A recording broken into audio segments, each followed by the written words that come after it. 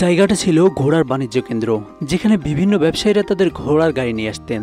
সেটি 1899 সালের কথা, কিন্তু 1904 সালে সেখানে একটি পত্রিকার কার্যালয় স্থানান্তরের পর এই জায়গাটির নামই পাল্টে যায়।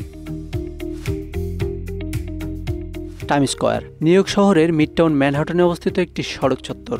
এটি শহরের অন্যতম প্রধান বাণিজ্যিক এলাকা, দর্শনীয় স্থান ও বিনোদন কেন্দ্র। এটি ব্রডওয়ে, 7th এভিনিউ ও 42nd স্ট্রিটের সংযোগস্থলে অবস্থিত।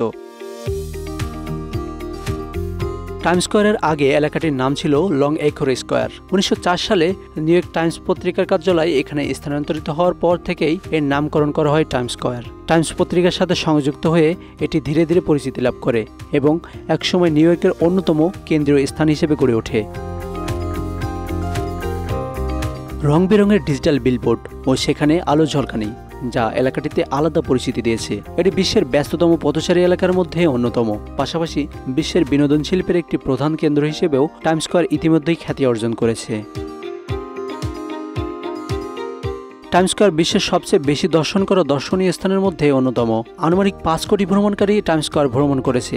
দিনে প্রায় 3,30,000 জন টাইমস স্কয়ার পারাপার করে, যার একটি বড় অংশই পর্যটক। আর ব্যস্ততম দিনে 4,60,000 জনের অধিক পথচারী টাইমস স্কয়ার পারাপার করে।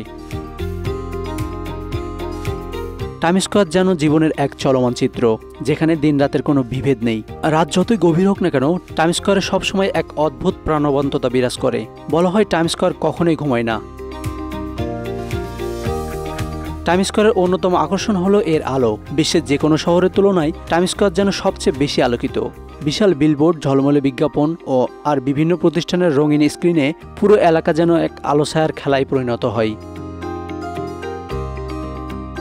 প্রতিদিন হাজার হাজার পর্যটক এই আলোয় স্নান করতে আসেন। এই আলো শুধু জ্বলজ্বলেই নয়, বরং এটি নিউ ইয়র্কের গতিশীল অর্থনীতি ও বাণিজ্যের প্রতীক। টাইমস স্কয়ারের পাশেই অবস্থিত বিশ্ববিখ্যাত ব্রডওয়ে থিয়েটার ডিস্ট্রিক্ট। এখানে হাজার হাজার নাটক ও মিউজিক্যাল শো অনুষ্ঠিত হয়। ব্রডওয়ে শুধুমাত্র নিউ ইয়র্কের সাংস্কৃতিক কেন্দ্র নয়, বরং এটি আন্তর্জাতিক স্তরের একটি সাংস্কৃতিক মঞ্চ, যেখানে বিশ্বজুড়ে শিল্পীরা এসে তাদের প্রতিভা প্রদর্শন করেন। টাইমস স্কয়ারের আরেকটি বড় আকর্ষণ হলো নতুন বছরের বর্ষবরণ অনুষ্ঠান। প্রতি বছর ডিসেম্বরের 31 তারিখে লক্ষাধিক মানুষ এখানে জড়ো হয়ে নতুন বছরকে স্বাগত জানায়। রাত 12টায় টাইমস স্কয়ারের বিখ্যাত বল ড্রপিং ইভেন্টের মাধ্যমেই নতুন বছর শুরু হয়। এখানে প্রায়শই সামাজিক আন্দোলন, প্রতিবাদ মিছিল ও আন্তর্জাতিক ইভেন্ট অনুষ্ঠিত হয়।